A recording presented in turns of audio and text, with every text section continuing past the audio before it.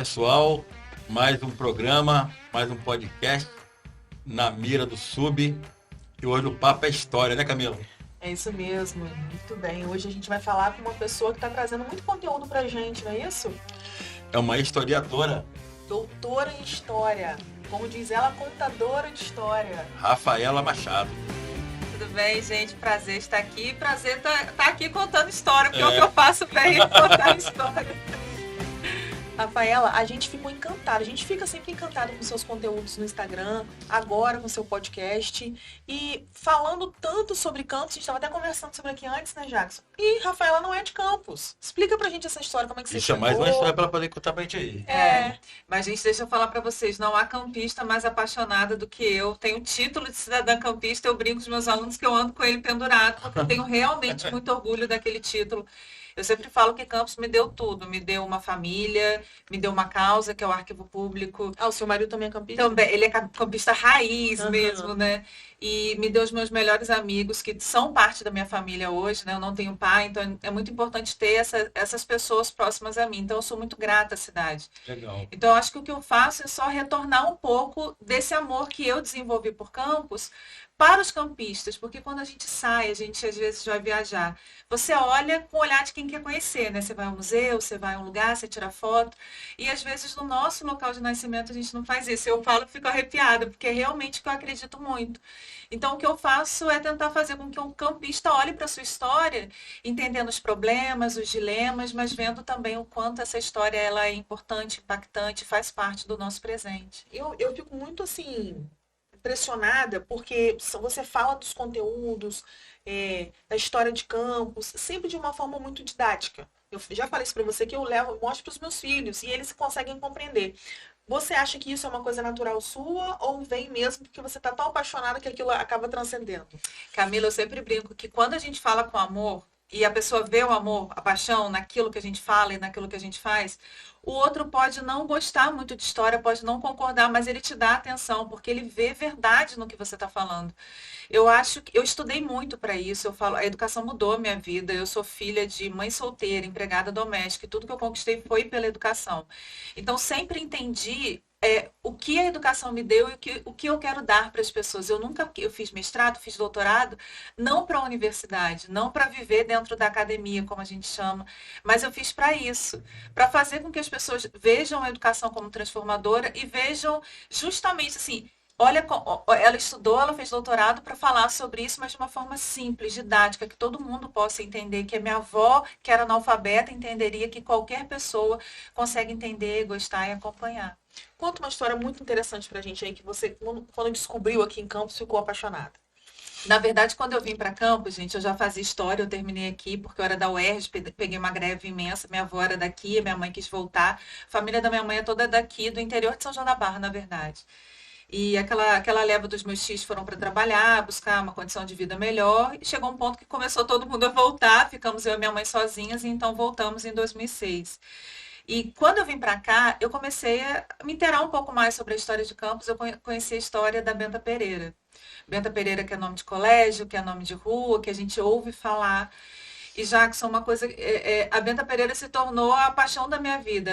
O meu primeiro amor na história de Campos foi a Benta Que Pereira. legal, cara. É, Muito bom. eu Conta um falo que pouquinho da hoje, história dela pra gente. eu falo, Camila, uma coisa que é muito importante. Hoje eu tenho uma causa que eu acho que deve ser a causa de todos nós. Eu sou professora de sala de aula também.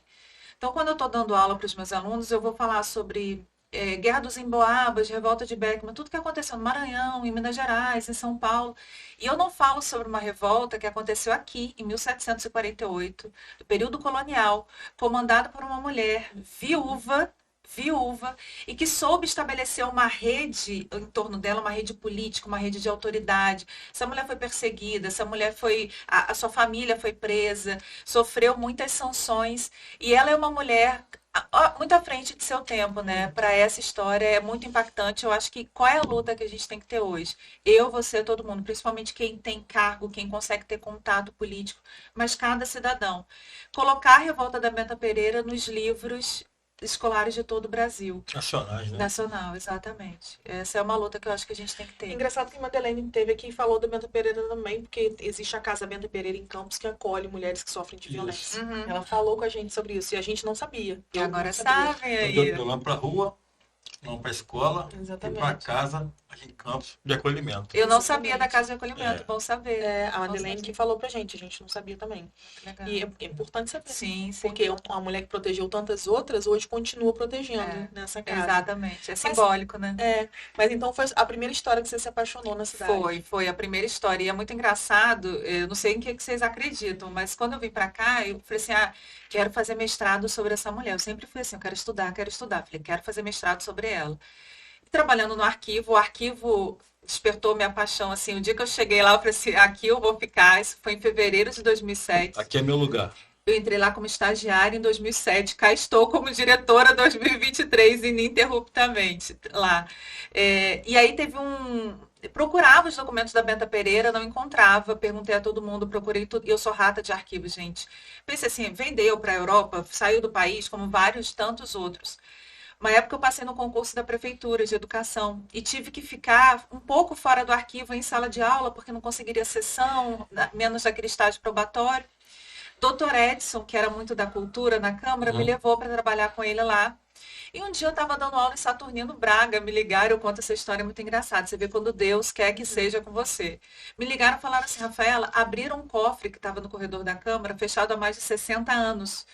E acharam os papéis aqui escrito Benta Pereira. Caraca. Eu saí de Saturnino Braga até a Câmara em Doido, coisa de apaixonado. 20, 25 minutos, enlouquecida. E quando eu cheguei lá, eu lembro que fisicamente, profissionalmente, foi a sensação mais forte. Sabe quando você tá tão nervoso que seu joelho bate um no outro? E eu comecei a chorar, gente. Eu comecei realmente a chorar. Aí afastava o documento para eu não chorar sobre ele. E aí a gente conseguiu lançar um livro sobre o Levante, sobre a Benta Pereira. É um livro pensado para a professora, para a sala de aula, para que você possa mostrar para os seus filhos. Tem imagens, transcrição do documento. Isso tudo a gente fez em parceria Câmara e Arquivo.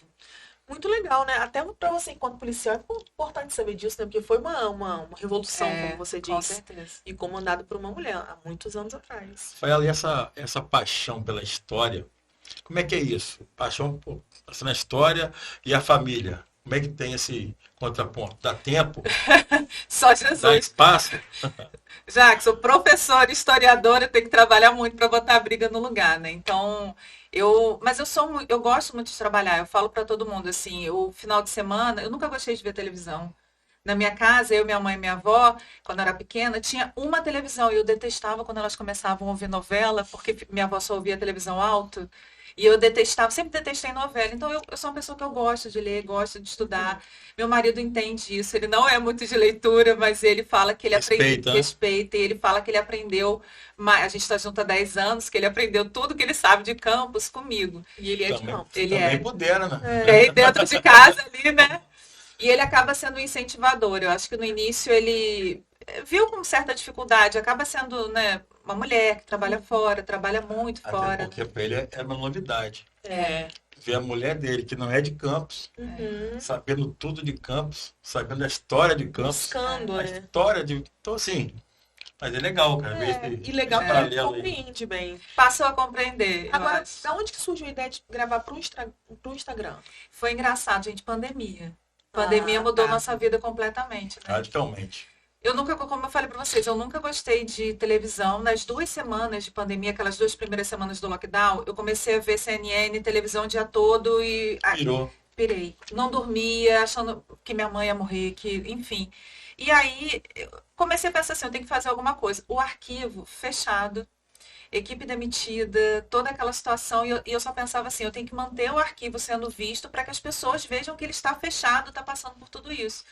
E aí a gente foi o primeiro a gravar lives em Campos. O arquivo foi, eu tenho o maior orgulho disso, gente, porque a equipe estava demitida, com 4 meses de salário atrasado. Tinha gente que não tinha gás para cozinhar e mesmo assim todo mundo lá apoiando, fazendo de casa como dava. E aí desde então começou a acontecer, Camila, naturalmente. Eu fico muito feliz hoje porque rede social me permite fazer aquilo que eu sempre defendi, que é fazer as pessoas conhecerem a história. Então eu acho isso muito legal. Muitas das vezes você tem historiadores, as universidades, elas criticam um pouco isso, né? O mundo de você popularizar a história. Eu falo que a minha preocupação não é essa, entendeu? Minha preocupação é fazer com que você, seu filho, sua filha, possa conhecer mais de Campos. Se você não usar uma ferramenta de trabalho para você tornar popular a história da sua cidade, Menos gente vai conhecer. então é bom que todo mundo conheça, né? É isso aí. Agora, Jax, tem um Reels que ela gravou sobre os mitos da história de Campos. Fala sobre esse Reels pra gente, Rafaela. Olha, uma amiga minha falou assim, você sabe que tá fazendo sucesso quando você começa a receber ofensas de hater na internet, né? Esse vídeo aí percebeu. me rendeu. É muito engraçado que eu tenho amigo que fala assim, você vem para desconstruir mitos, né? Eu falei sobre 5 mentiras históricas, né, de Campos. Campos ficou conhecida como a última cidade a abolir a escravidão, quando na verdade não foi, gente. Campos aboliu a escravidão em março, a partir de uma queimada de canaviais feita pelos escravizados e fugas em massa das fazendas. Quando você chega e fala que Campos foi a última cidade a abolir a escravidão, você tira o protagonismo dessas pessoas que se arriscaram por isso. As pessoas falam da escravizaura, do casarão da escravizaura. Aqui, aquela coisa toda. A novela não foi gravada aqui, Bernardo Guimarães não há provas de que ele tenha estado em Campos, ele ambientou em Campos, mas eu acho que na cabeça dele, a paisagem que ele coloca é a paisagem de São Fidélis, muito provavelmente. E a novela nunca foi gravada ali. Você tem filmes, outras gravações ali. Que vai para Uçaí, É. Martinagem ali. Sempre passei ali, gravou novela aqui, criança, ia pra praia, passava ali. Foi em conservatório que foi gravado. Essa confusão é porque ali foi gravado O Coronel e o Lobisomem e outros filmes. Tem filmes italianos, uma época que Campos botou, né, lugar para vários filmes italianos.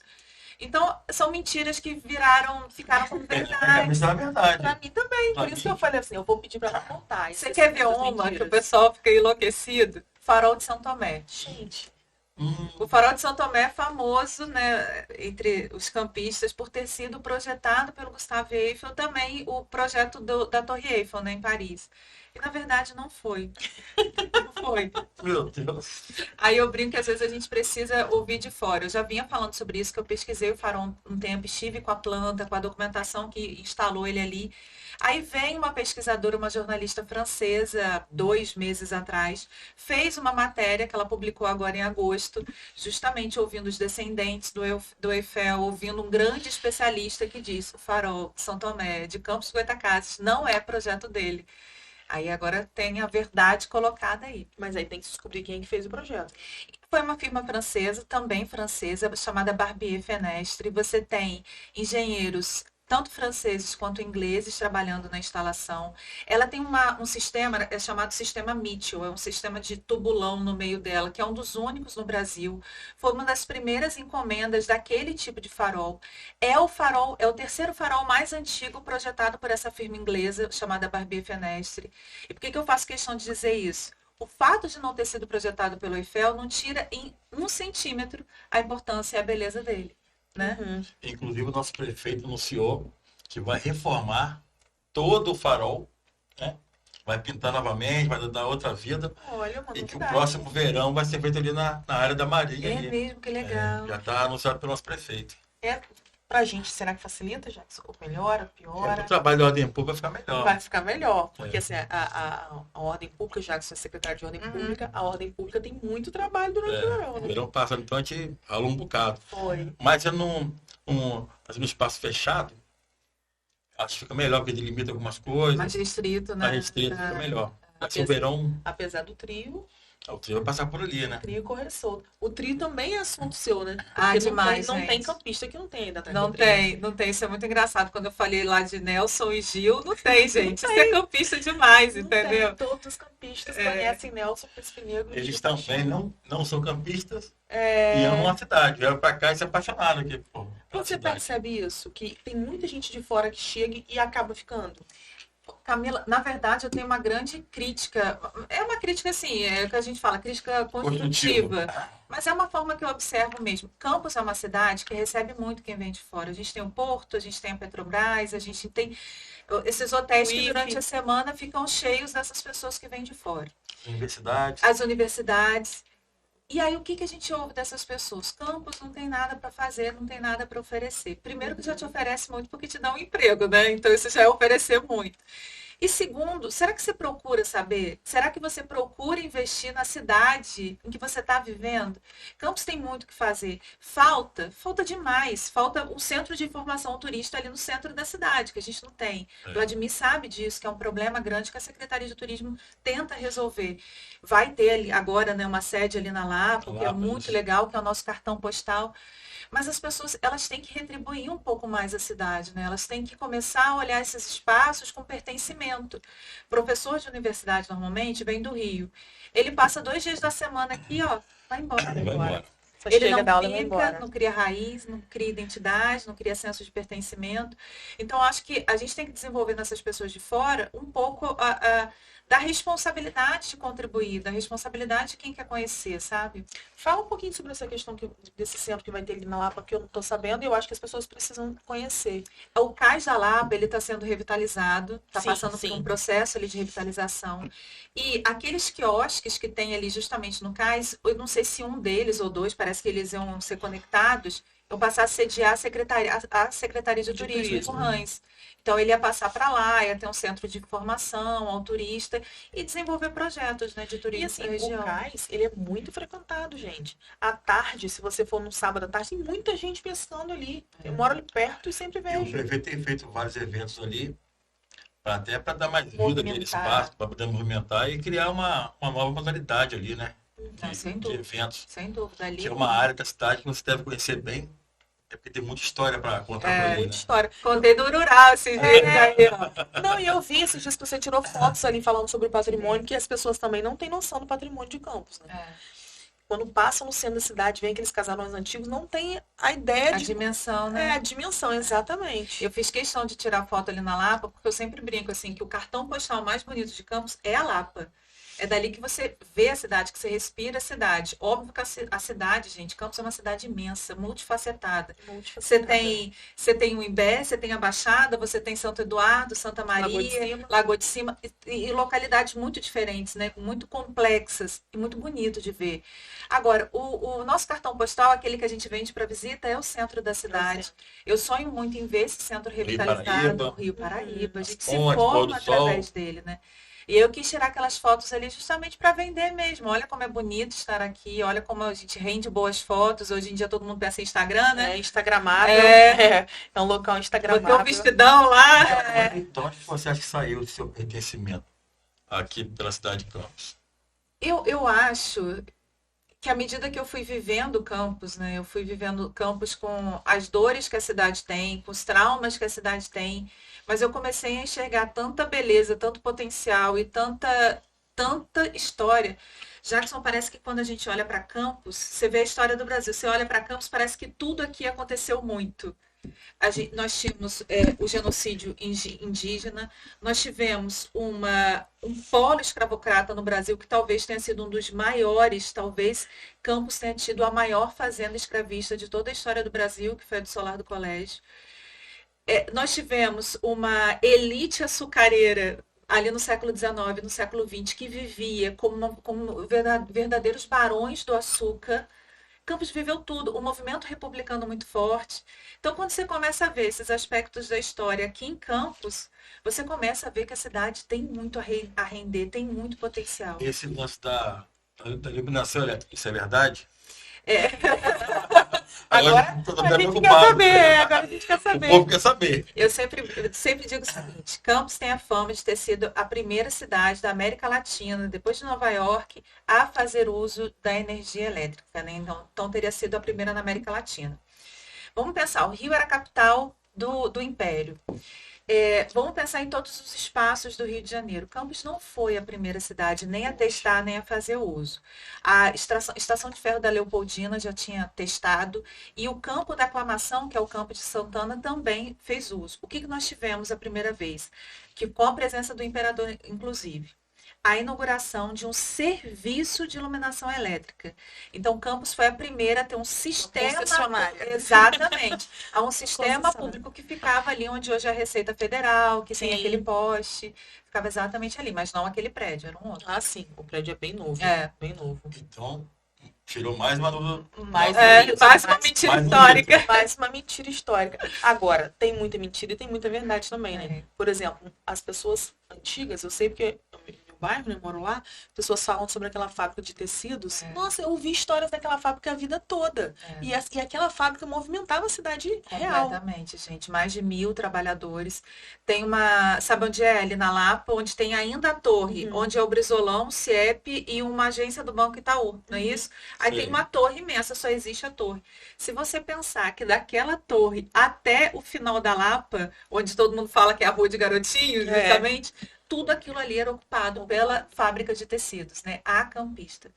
Essa fábrica de tecidos, ela era muito importante na nossa história porque ela foi um grande empregador de mulheres, Camila. Sim. Ninguém estudou isso até hoje, né?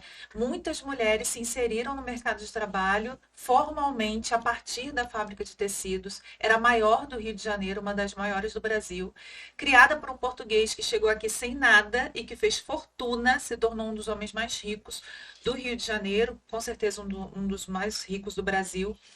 E ao longo das gerações foi diminuindo seu ritmo produtivo, foi tendo vários problemas, tanto de abastecimento, de escoamento da produção, e aí acabou acontecendo o que aconteceu e foi demolida, né? Eu falo da fábrica, meu avô foi bombeiro hidráulico da fábrica. E os meus tios todos, ele ensinou a profissão por causa da fábrica. Uma fábrica de tecido utiliza muita água. E eu não tinha noção disso, fui descobrir depois. E ele veio de São Fidélis com a minha avó para trabalhar na fábrica e ganhou uma casa da fábrica. Então, assim, a fábrica conta a história da família da minha mãe ali. E muita gente que mora na casa doada pela fábrica até hoje. Até hoje. Parece que tem uns galpões lá atrás ainda, mas a estrutura fabril mesmo, ela foi completamente demolida. Tem galpão ainda? Me falaram, eu não vi, eu não consegui ver, porque tem uma área muito grande, de fato, para trás, né? Que a gente não consegue ver ali do Paraíba. Dá pra ver, não. Um tempo foi usado pela polícia, depois foi usado pelo bombeiro. E não sei, agora está sendo utilizado. Se alguém puder, gente, me convida para fazer ali a excursão por dentro. Excursão por dentro, para você ter noção de quanto que aconteceu. Essa vivência aqui hoje em Campos. Você se viu de fora de Campos? De Uma proposta para trabalhar em São Paulo, em Brasília. Você se viu de fora da cidade? Jackson, graças a Deus as coisas têm acontecido nos últimos tempos. Eu tenho o convite das prefeituras próximas, porque eu tenho uma consultoria também, então atuo aí com várias prefeituras parceiras, tenho convite para assumir, mas o meu lugar é Campos, assim, é aqui que eu quero fazer diferença, é aqui que eu quero viver. Eu gosto muito de passear no Rio, então quando eu falo que eu estou muito cansada, eu preciso ir para o Rio, para ir à praia um pouco, mas é escape. Dá 2 dias, 3 dias, aquele trânsito está me deixando maluco e eu quero voltar. E é engraçado que o meu marido, que é campista, não tem isso. E aí, quando eu chego aqui, eu respiro... Sabe aquela coisa, aquele conforto de estar voltando para casa? É isso, Campos é minha casa. Então, eu já tive oportunidade de ir para fora para estudar também. Não fui, porque eu deixaria para trás um ponto importante que é o arquivo. E hoje, atualmente, a minha prioridade é a obra do arquivo. Então fala um pouquinho do arquivo pra gente, assim, as pessoas não têm muita noção de que podem visitar, do que vão encontrar no arquivo, acham que é algo muito distante, mas não é tão distante assim. Nada, é ali, gente, é ali, 20 minutinhos você tá. Eu falo que eu não me apaixonei à toa, gente. É o edifício mais antigo de Campos, se não um dos mais antigos, ele e o Mosteiro de São Bento. Ele é datado de 1652. Fiquei ali no Patócos. Na estrada que liga Goitacazes a Tocos. O bichinho tá judiado, Tá. eu sei. Tá cansado. Tá cansado. Muito tempo. Mas desde 2002, 2001 para 2002, ele abriga o arquivo público, que foi criado por uma lei de 2001. E o arquivo público, gente, é uma riqueza da nossa região. A gente está falando da guarda documental, da documentação histórica do Norte e Noroeste Fluminense. O arquivo ele é municipal, mas na verdade ele guarda uma documentação de cunho regional. E como eu disse para vocês, eu entrei lá como bolsista em 2007, estou lá até hoje, graças a uma equipe que está lá, gente, porque se não fosse essa equipe, vocês podem ter certeza, o Arquivo Solar não teriam resistido. E é o único laboratório de restauração no interior do estado. Então, isso que eu queria que você falasse. Acontece lá a restauração de documentos importantes.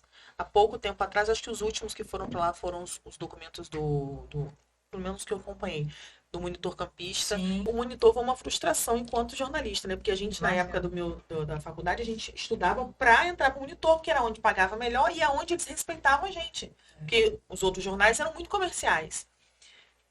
está com esse material todo lá. Qual a importância desse material para Campos? Gente, eu falo que eu tenho bandeiras e causas, né? Uma outra bandeira que eu tenho, que você tem que me ajudar a defender isso daí, E aí, é ó. retomar Você. a circulação do Monitor Campista. O título foi doado à municipalidade.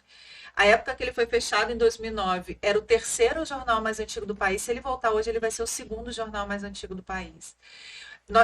O município tem esse potencial porque hoje detém o título. Quando ele foi fechado em 2009, pelos Diários Associados, já não era mais uma família campista, né?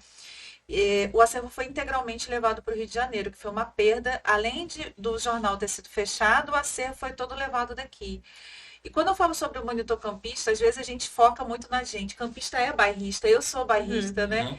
Mas a gente tem que pensar que aquilo dali é o registro da história da imprensa no Brasil. Ele é um jornal de 1834. 1834. Os 9 primeiros exemplares, para vocês terem uma ideia, eles não são feitos de papel jornal, eles são feitos de um papel chamado papel trapo, que é uma composição 1000 vezes melhor que, inclusive, tecido. E esses 9 primeiros foram integralmente restaurados pela equipe do arquivo. Se você for lá hoje, ele está bem cheiroso, maleável, a folha não está quebradiça, feita pela nossa equipe. Hoje a Câmara está no processo de digitalização desses jornais. Os 9 primeiros já foram digitalizados, mas a ideia é digitalizar todo o acervo, porque você pega anos, por exemplo, como 1888, ano da abolição, você já não consulta mais, não tem como. Porque tá muito... Papel jornal, né, gente? Não foi feito para durar, então todo quebrado. E é uma restauração muito cara de fazer, porque você imagina, é um quebra-cabeça. Mas eu tenho expectativas de que a gente de alguma maneira consiga também fazer. Esperança é a última que morre. Sempre, eu sou otimista por natureza. Isso aí. Monitor campista a gente tem que reconhecer mesmo, não tem como, né?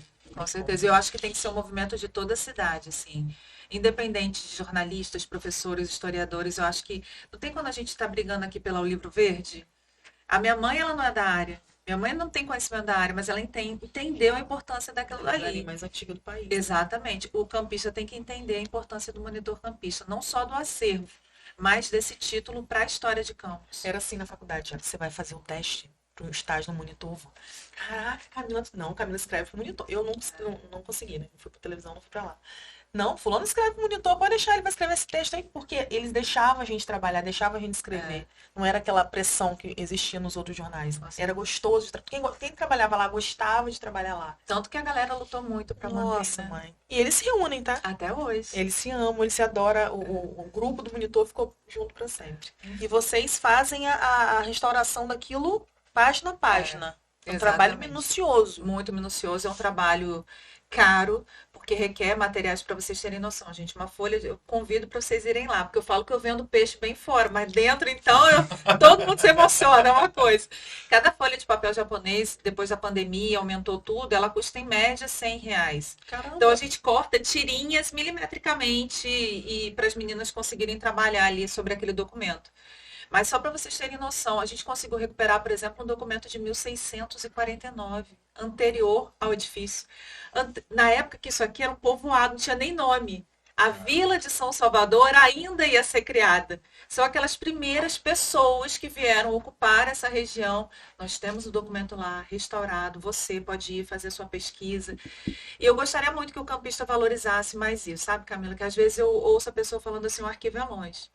Poxa vida, a gente está falando do edifício mais antigo de Campos. A gente vai fazer o quê? Tirar ele de lá e trazer para cá? Não. Não dá. A gente está falando sobre a Baixada Campista, que é o berço da colonização, que precisa ser valorizado, que merece ter equipamento cultural como centro, como Santo Eduardo, Morro do Coco. Então a gente precisa criar, óbvio, um sistema de transporte mais eficiente, fazer com que esse pesquisador chegue lá com mais facilidade, que você possa levar sua filha de ônibus com mais tranquilidade. Mas a gente tem que valorizar os espaços. E além disso, um prédio histórico dessa importância, eu pago para equipamento. Prédio, como é que é essa visitação? Jackson, hoje o arquivo a gente não consegue receber visitantes regulares, como é feito, por exemplo, no museu, principalmente escola. A gente tem uma série de problemas estruturais que não colocam em risco o edifício, mas colocam em risco a integridade de quem porventura pode estar lá. Então a gente está com escora, a gente tem muitos buracos abertos na área externa, de caixa de eletricidade, de hidráulica, de tudo que você pode Como é que tá imaginar. essa reforma? Sei que tem uma verba que veio da. Briga, meu amigo. Da Muita briga. Foi pra Boa, conta essa Você olha essa carinha que você acha que briga, e briga muito. Me Como é que conta tá essa essa história. obra aí? Graças a Deus caminhando, gente. Eu acho que eu só consigo sorrir hoje porque realmente a gente está muito otimista com relação ao que está acontecendo. Demorou muito. Foi um erro muito grave, administrativo, burocrático. A burocracia nesse país, de fato, impera. Ela é necessária, mas ela A também impera. burocracia, A né? burocracia Não total. relativiza, porque nisso, ao longo desse 1 ano e meio, nós já perdemos muita coisa. Perdemos muita coisa. Então, hoje nós conseguimos finalmente fazer com que a UENF startasse, iniciasse o gasto desse dinheiro. Então, explica para as pessoas por que esse gasto vem da UENF, não da prefeitura. As Sim. pessoas têm essa ideia de que é a prefeitura que tem que fazer. Isso. Mas hoje a gente sabe que o investimento tem que ser feito pelo Estado. Mas foi uma verba da LERJ. Da Uma LERJ, verba- Então, da explica LERJ. pra gente. Em 2021, segundo semestre de 2021, Vladimir viu a condição do prédio. Ele foi o primeiro prefeito a ir ao arquivo, gente. E isso eu tenho muita consideração. Eu não sou de fazer defesa de Política. qualquer um. Mas isso eu tenho que dizer, ele foi o primeiro. E ele foi logo no início, viu, constatou, entendeu aquilo dali e começou a correr atrás. E aí ele foi para André Siciliano, que era presidente da Alerj, e sentou lá e ficou, o arquivo solar. E eu também por fora, com quem eu conseguia mandando material para lá. E aí, em dezembro de 2021, o fundo, eles chamam de um resto de fundo que fica lá, é uma verba que voltaria, na verdade, né? E aí foi passado para a UENF, porque na ocasião, Raul, que é o reitor da UENF, estava lá com o Vladimir. A UENF também precisava de um dinheiro para fazer a restauração também de um solar jesuíta em Cabo Frio, que é o solar de Campos Novos. Então, assim, era um projeto em comum. Ia ficar muito difícil para a LERJ passar esse dinheiro para a prefeitura, porque é um ente estadual, com dinheiro que você precisava soltar rápido, sem que tivesse um fundo, arquivo municipal ou nada do gênero. Talvez, com calma, a gente pudesse ter pensado em algo. Então, ali, naquele momento, ficou decidido, vamos aportar na UENF. A UENF foi quem... ela não criou o arquivo, mas foi ela quem fez toda a restauração do solar para a existência do arquivo. Então, nada mais do que normal, justo. Mas aí uma série de problemas futuros, né, que a gente não esperava, acabou atrasando tudo isso. E agora tem data para começar? Tem previsão? Então, eu acabei de falar com um consultor que está elaborando um termo de referência. Nós temos muitas etapas. Esses consultores que foram contratados agora, que são especialistas, já foram técnicos do IFAM, eles vão apresentar um termo de referência para a licitação do projeto. Uma vez licitado o projeto, vai ser licitada a obra. Então, são 2 etapas de licitação. E fora isso, a gente tem que colocar uma cobertura metálica por exigência do IFAM, tal qual tem que colocar no Airises também.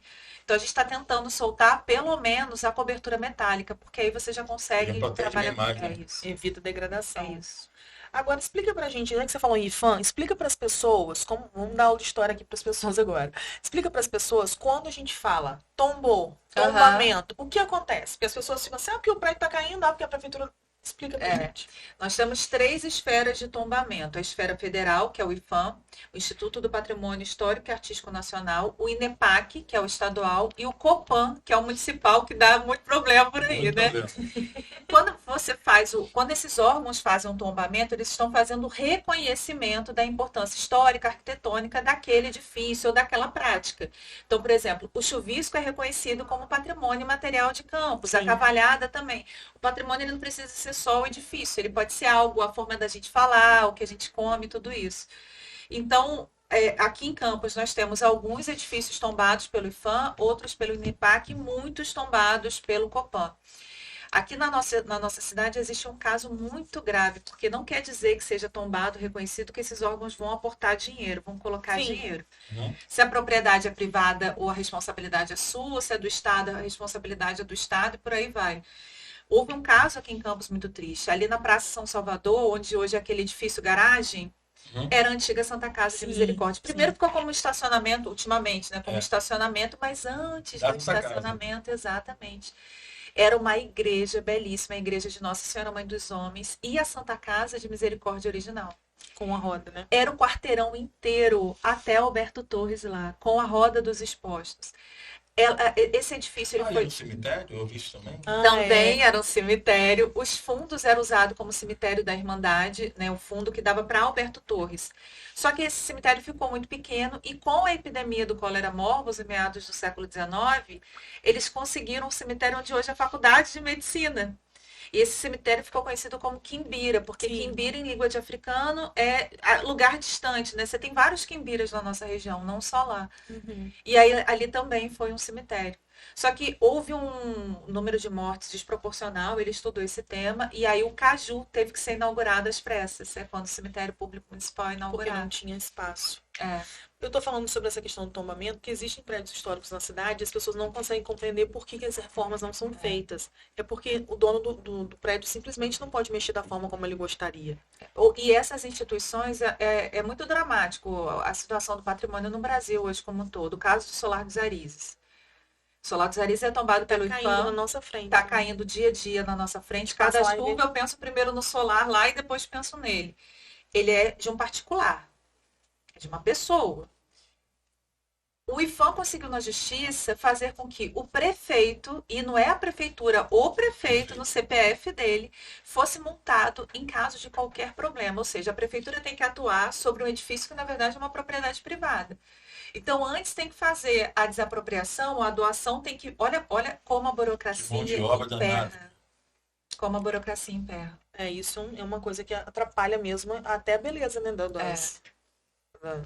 Os prédios na Com cidade, certeza. né? Outra coisa que eu acho interessante, eu estava comentando com você antes aqui, é que a gente acha que história é algo chato, mas quando a gente vê que as pessoas se interessam e aprendem, até as crianças. Né? Eu estava falando que eu levei meus filhos ao museu de 3 anos e não imaginava que eles fossem absorver algumas coisas, e eles absorveram. Você acha que, voltando aos seus vídeos, você acha que os vídeos também fazem isso, que as pessoas acabam absorvendo e contando para o outro, e contando para o outro, e isso acaba... A forma como ela conta a história é uma forma leve e você fica preso Coisa boa, bom saber.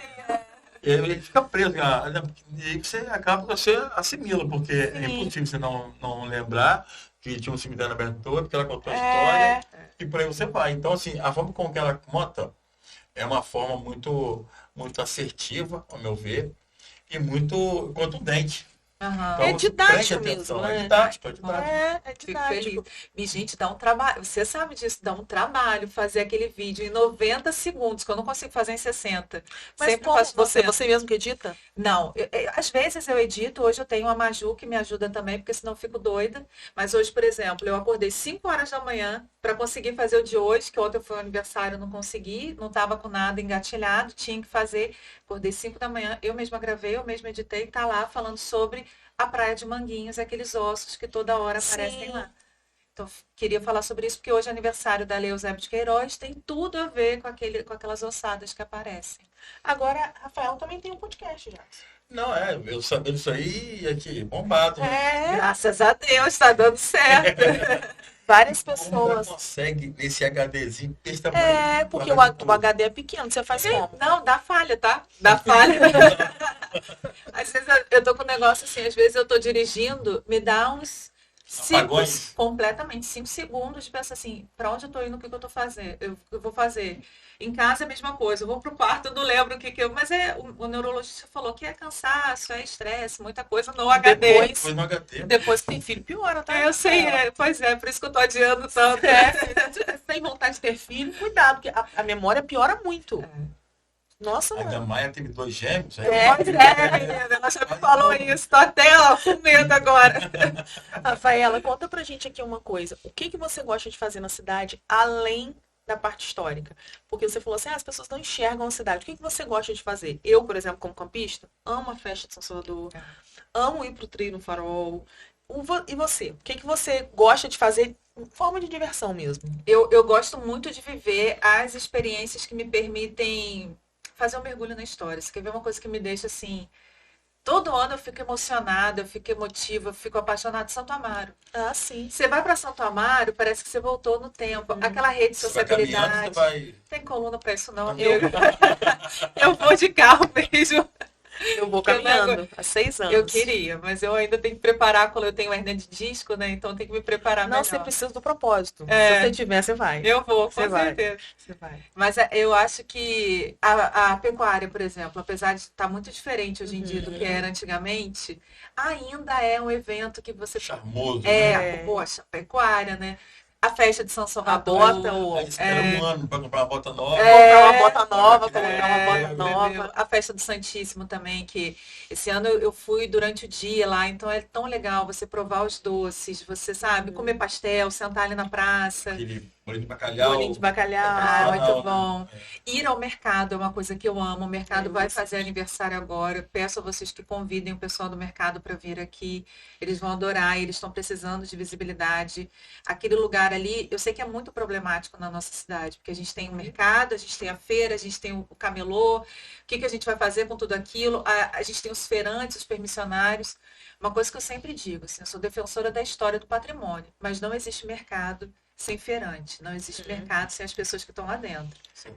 Então, Sim. o que dá vida àquilo dali não é só o edifício, só o patrimônio, são aquelas pessoas ali.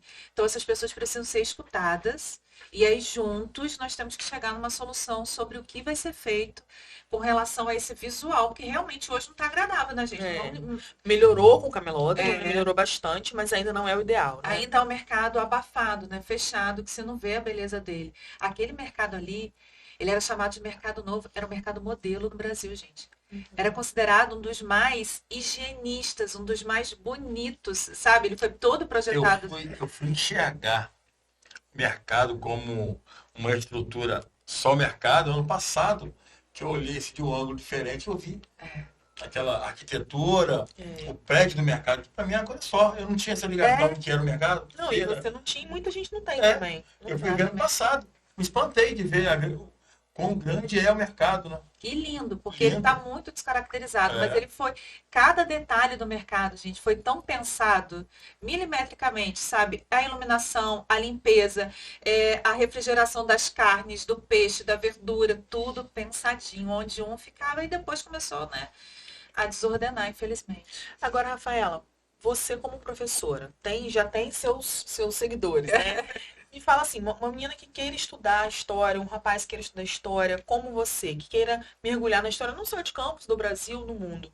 Qual é o seu conselho? Meu conselho é que procure, busque, se ele quiser se profissionalizar, uma boa faculdade. Eu tive muita expectativa. Aqui em Campos só tem história na UF. Tinha antigamente na Fafi, que hoje não tem mais, né? Só tem na UF. Eu tive muita expectativa quando a UF veio para cá, porque eu pensei assim, poxa, o curso de história de uma federal na cidade vai arrebentar com o arquivo público, com o museu. Tudo de bom. Nossa, você tem a comunidade acadêmica para usar Aham. isso. Volta àquela crítica, né? A gente precisa de professores que apoiem, que defendam. Então, por exemplo, quando o arquivo fechou na pandemia e passou por tudo que passou, foram poucos os professores que apoiaram, gente. Há professores do curso de História que nunca foram ao arquivo. Tem aluno que se forma em História sem nunca pisar no arquivo, ler um documento, pegar um documento, porque não é disciplina obrigatória. História regional não é obrigatório, paleografia não é obrigatório, diplomático não é obrigatório. E como é que é isso? Aí não se apaixona. Você tá entendendo? Não tem Então, como ele ter esse pertencimento, ele amar. tem que a buscar, história, não gente. Tem que como, buscar. Tem que quase que ser autodidata e ir buscando para conseguir. Eu, por exemplo, quando eu fui fazer o doutorado agora, eu tinha duas opções. A mais viável era para ir para a UF em Niterói, que tem excelentes professores, dá muito certo. E aí eu encontrei um professor de História Regional no Espírito Santo, super ligado nas relações históricas entre o Espírito Santo e a nossa capitania, né? Que era muito mais ligado ao Espírito Santo do que ao Rio de Janeiro. Eu falei, é com ele que eu vou. E aí fui fazer o doutorado com ele numa escolha de que eu queria estudar campus, eu precisava estar com o orientador que entendesse da história regional dessas dinâmicas. Entendi. Outra coisa muito interessante para falar, que eu acho que você sempre toca lá no podcast, é a questão da nossa linguagem, né? Você já falou aí, né? As pessoas dizem que a gente tem um dialeto do campistês, quem vem de fora tem essa noção. Cabrunco, lamparão, você já fala campistês, né? Totalmente. Já Inclusive, fala gente, já fala lamparão. ainda bem que eu não abro o vidro, porque quando alguém me fecha, faz alguma coisa no carro, eu falo palavrão, cabrunco, lamparão, mas eu falo com o vidro fechado ali, tá? Mas você vê que é natural, eu incorporei mesmo. E é muito interessante a gente falar isso para as novas gerações, né, gente? Eu dou aula no colégio particular aqui de Campos, que é para elite de Campos, essa é a verdade. E agora eu não estou dando mais no estado, dou aula na Baixada Campista. Os meus alunos da Baixada conhecem do cabrunco, do lamparão, de tudo, do pocá, do romper, do enxugador, do engomador. Os alunos daqui não só não conhecem, como quando você vai falar, eles acham que isso é o falar errado, né? Que isso é do pessoal da roça. Quando na verdade não é. É um traço linguístico e cultural tão importante que precisa ser valorizado. Passar pelo engomador. Engomador. Toalha de banho virou enxugador. Exatamente. O verbo espocar virou pocar. Travesseiro. Subaco. E lá em cima. Lá em cima é muito. Mas o melhor, né, gente? De já hoje, que agora já tem já hoje. É verdade. A linguagem do campista é muito diferenciada. É muito própria. E engraçado que quem é do Rio fala assim, porque vocês falam igual o pessoal da roça. Não, eu faço pior vocês, o pessoal de Nova Iguaçu e do Caxias, que acha que é carioca.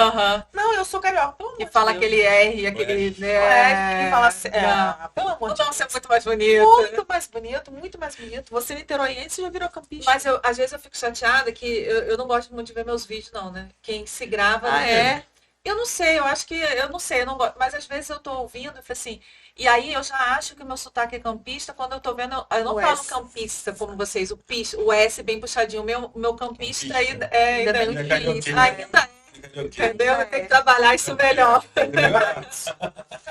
Na época da faculdade, tinha um rapaz que estudava comigo do Amapá. Ele disse que ele descobriu o S-campista num evento que ele foi no Trianon, que tinha um hino. As pessoas falavam, seus risonhos lindos campos têm... Ele começou a pitar no meu ouvido. Não, aqui só tem campista mesmo. Porque é uma frase inteira com S no final. É verdade. E eu, quando as pessoas começam a reclamar muito, os meus parentes de fora, o pessoal... Não, gente, esse é o jeito de falar, não tem jeito. Não dá pra... Não tem erro gramatical que não, é histórico mesmo. Já que você tem mais alguma coisa para perguntar, a gente pode partir para o nosso ping-pong com o Rafael. Vamos ping-pong, né? Ping-pong. Olha isso, hein, gente? Uma palavra aqui, uma palavra aí. Tá. Não, se você não conseguir em uma, porque eu acho que... Olha a pressão, gente. Quem começa? Política. Mulheres. Empoderada. Com certeza, amigo. Uma palavra só, né? Família. A que eu conquistei. Não consegui com uma, né? Mas a que eu conquistei. Religião. Deus. Educação. É tudo, gente. Campos. A minha vida.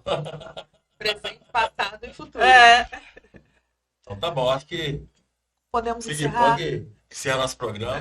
Que legal. Gente. Programa leve, gostoso. É bom que você veio. Que bom. Muito prazer. Teve que ir na mira do sub. Volte sempre você. É isso aí. Sempre precisar que puder. Vai ser um prazer pra gente estar aqui com você mais vezes. Não, e sempre que você tiver assuntos que você quiser tratar aqui, né? Pô. Dá um toque, vem pra cá na mira do sub. Esse podcast são assuntos que a gente tem na cidade e que estão sob um olhar diferenciado. Na mira do sub. Quando ele olha e acha assim, olha, eu quero falar sobre isso. Então vamos embora, vamos chamar a pessoa que vai falar, legal, que vai trazer. E esse finalzinho agora, esse empoderamento dela, de repente pintou um novo assunto. Um novo tema. Porque a cabeça dele não para. Não olha tempo, mas a gente vai pintar a mira de novo aqui. É importante. É isso aí. Agora, Rafaela, fala dos seus canais pro pessoal, para poder a gente encerrar. Você fala do seu Instagram, do seu podcast também, que é bem interessante. Legal, gente. Tem o Instagram, Rafaela1808. Pode seguir lá, tem história praticamente todos os dias, não cansem de mim. Eu tenho também um podcast chamado Elas Têm História, que eu faço com a minha amiga Larissa. Também para contar a história da região, toda terça, ao vivo, às 19 horas. A gente tem um canal no YouTube, então é transmitido pelo YouTube. É só lá curtir e compartilha, gente, para esse negócio poder dar certo e crescer, porque precisa de patrocínio, tá? Porque além de tudo, fazendo... Olha, meu Deus, você já sabe como é que é, né? A gente sabe. muito feliz por você estar aqui, muito obrigada. E assim, a gente tem certeza que esse podcast vai chamar a atenção de muita gente, um público totalmente diferenciado. Que bom, muito legal. Só gratidão. Isso aí. Obrigado. Obrigada. Até a próxima. Tchau, gente. Valeu, galera.